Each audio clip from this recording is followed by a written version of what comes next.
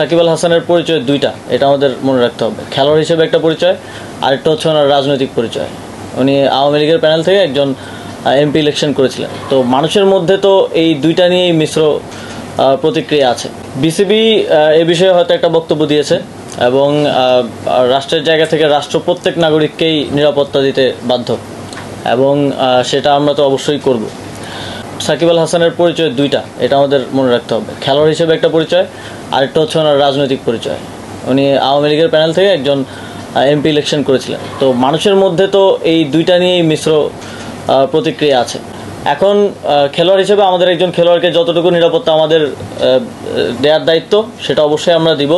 তিনি দেশে আসলে আমরা সেটা দিব, এবং তার নামে যে মামলাটা হয়েছে, হত্যা মামলা, সেটার বিষয়ে আমরা ইতিমধ্যেই বলেছি, ইতিমধ্যেই আইন মন্ত্রণালয়ও বলেছে যে সংশ্লিষ্টতা না থাকলে প্রাথমিকভাবেই নামটা বাদ দেওয়া হবে।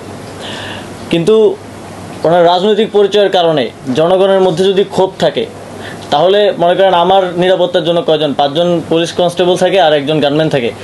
আমার উপরে যদি দেশের 16 কোটি জনগণের, লেটসে 10 কোটি জনগণের যদি ক্ষোভ থাকে, তাহলে এই 5-6 জন আমাকে কী নিরাপত্তা দিবে?